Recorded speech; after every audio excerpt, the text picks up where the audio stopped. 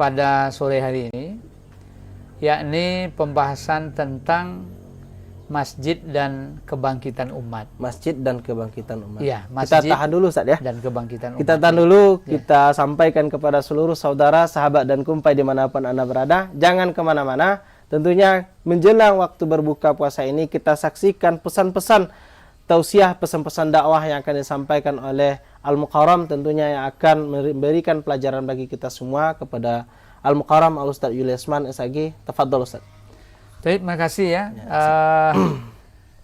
Ya, Assalamualaikum warahmatullahi wabarakatuh. Waalaikumsalam warahmatullahi wabarakatuh. Alhamdulillah, wassalatu wassalamu ala rasulillah, la haula wa la quwata illa billah. Qala Allah Ta'ala, a'udzu billahi minasyaitonir rajim. Innama ya'muru masajidallah man amana billahi wal yaumil akhir wa aqamas sholata wa ataz zakah wa lam yakhsha illallah fa asa ulaika ayyakuna minal muhtadin. Alhamdulillah, pertama mari kita sama mengucapkan puji dan syukur kehadirat Allah. Mudah-mudahan pertemuan kita di sore hari ini dalam acara yang mulia, yang bagus ini menambah daripada hazanah pahala puasa kita, ya. Dan sekaligus menambah ilmu kita. Dan hebatnya lagi tanpa terasa akan menjadi lebih cepat waktu berbuka. Ya, karena waktu berbuka cepat itu ya karena aktivitas. Ya. Kalau kita menunggu dan menunggu, maklum namanya menunggu itu kan lama. Tapi ini alhamdulillah. Alhamdulillah. Kemudian bersolawat kita pada Nabi Muhammad sallallahu alaihi wasallam. Allahumma sholli ala Muhammad wa ala ali Muhammad. Allahumma sholli wa sallim wa barik alaihi. Kaum muslimin dan muslimat, shaimin wa shaimat di mana saja berada,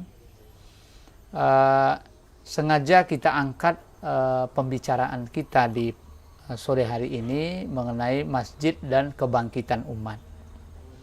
Mengapa? Karena setiap kita itu merindukan bangkitnya umat Islam. Ya, apa yang dimaksud dengan bangkitnya umat Islam ini? Bangkitnya umat Islam itu artinya adalah umat Islam tampil sebagai pemimpin. Pemimpin dalam artian bukan menjabat sesuatu, tidak, tapi didulukan selangkah, ditinggikan seranting. Dia menjadi model, dia menjadi contoh. Dia menjadi warna. Itu yang kita maksud, bahwa bangkit itu umat ini levelnya, kalau selama ini jadi penonton, dia jadi pemain. Kalau selama ini dia yang mengekor, sekarang dia yang diikuti. Kalau selama ini dia yang manut-manut untuk mentaati, kedepannya dia yang ditaati. Dalam artian bangkitnya umat ini di seluruh level, Islam itu menjadi warna. Dan tentunya kebangkitan umat Islam ini menjadi kerinduan bagi semua kita. Ya, apalagi kita membaca sirah nabawiyah, ya, bagaimana Nabi Muhammad dengan sahabat 2/3 dunia bisa tunduk di bawah tapak kaki mereka. Ya, kekaisaran Romawi, Imperium Romawi, kekaisaran Persia, dua peradaban besar pada masa Nabi, pada masa sahabat, itu bisa bertekuk lutut di bawah peradabannya Islam. Ini kenapa gitu? Padahal waktunya tidak lama. Ya, tidak lama. Maksudnya tidak lama pembentukan dari sahabat dan generasi awal itu, tidak lama, tapi berhasil. Sehingga wajar kalau Michael Hart dalam bukunya itu 100 tokoh meletakkan Nabi Muhammad itu orang pertama atau manusia terhebat, manusia pertama dari 100 tokoh dunia, kan? Karena waktunya, kemudian juga teknologinya dan lain sebagainya tidak begitu begitu mendukung, ya. Tapi berhasil untuk membentuk sebuah peradaban sehingga tadi kerajaan-kerajaan besar dunia waktu itu bisa tunduk di bawah tapak kaki mereka, yakni para sahabat. Memang banyak rahasianya. Ya. Kemudian yang kedua, yang kita bisa ambil juga ibroh pengajaran ya, berlanjut setelah Nabi, sahabat, sampai kepada yang fenomenal yaitu kekuasaan Islam di Spanyol, Andalusia. Sampai 800 tahun lamanya Islam itu menguasai. Namun hebatnya Islam menguasai bukan menindas. Sahabat menguasai bukan menindas. Tapi apa? Menjadi penolong, menjadi pewarna, mengarahkan daripada umat manusia itu keluar dari tindak kezoliman kepada keadilan. Nah, itulah dia sehingga dukungan-dukungan ini muncul dari umat Islam itu sendiri dan juga dari yang tidak Islam gitu. Nah, kemudian apa hubungannya dengan masjid? Nah, ternyata masjid sangat besar fungsinya. Masjid sangat besar fungsinya. Nah, kita mau lihat sejarah bagaimana awal Nabi Shallallahu Alaihi Wasallam berdakwah, yakni ketika beliau pindah dari Makkah menuju Madinah, maka sangat sangat terang sekali dalam ceramah agama para ustadz guru-guru kita menyampaikan bahwa yang pertama Nabi lakukan adalah membangun masjid. Apa yang kita kenal mungkin Masjid Kuba misalnya kan. Kemudian Nabi pindah ke Madinah, karena Masjid Kuba dengan Madinah itu beberapa kilometer. Jadi sampai Nabi di Madinah, Nabi bangun masjid.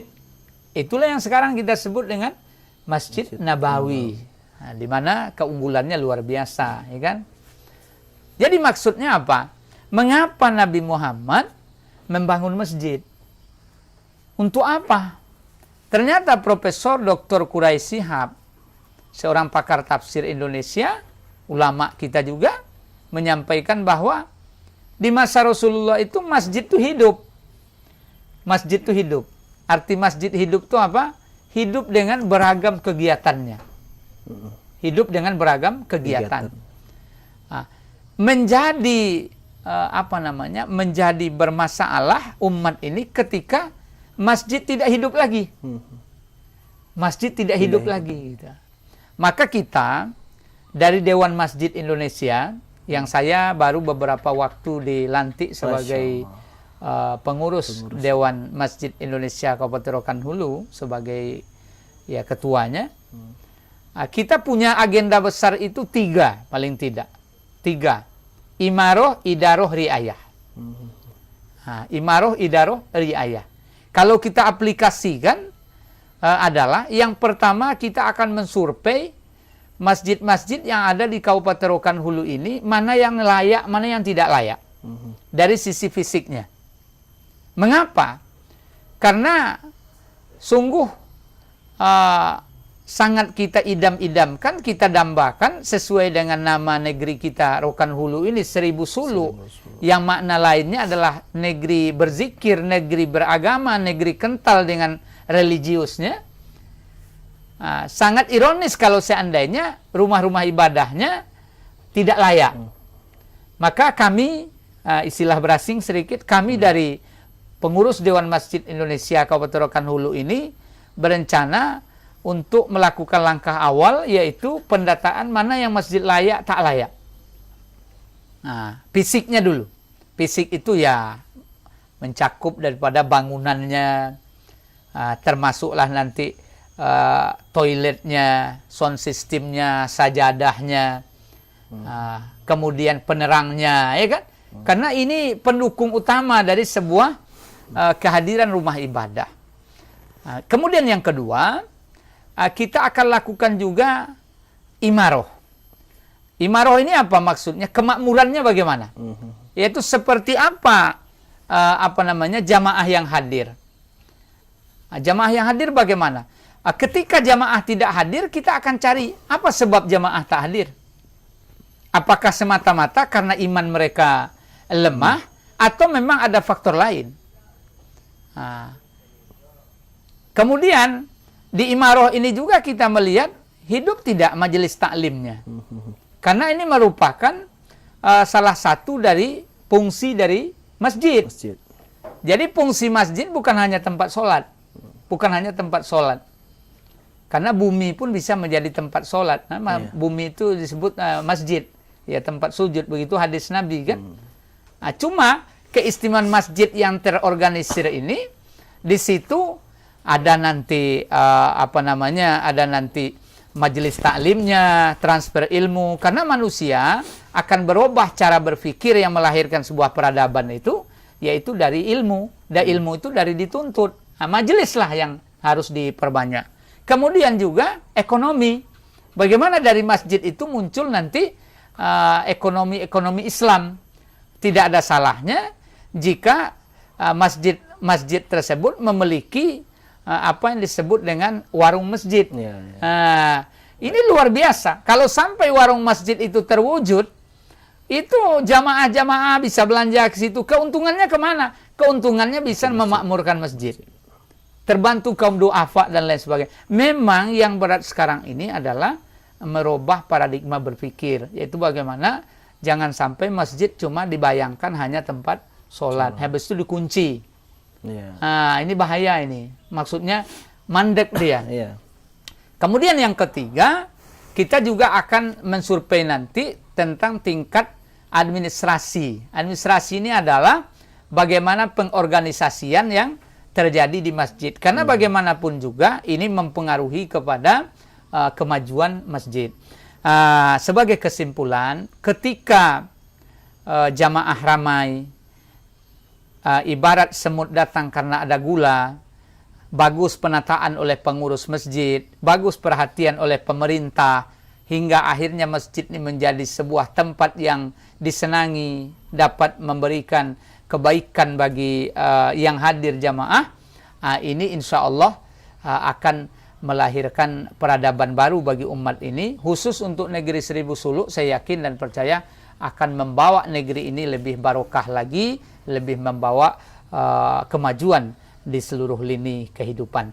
Jadi kaum muslimin dan muslimat, shaimin wa shaimat di mana saja berada, kewajiban kita adalah untuk bersama-sama menjadikan masjid sebagai sentral kita umat Islam, dan berupaya ambil bagian dari sisi mana saja yang bisa kita aktif bersama pengurus untuk menjadikan masjid sebagai sumber kebangkitan umat. Mudah-mudahan ini wujud insya Allah. Demikian. Amin. Syukran Ustaz, luar biasa. Sahabat dan kumpai dimanapun Anda berada, sama-sama kita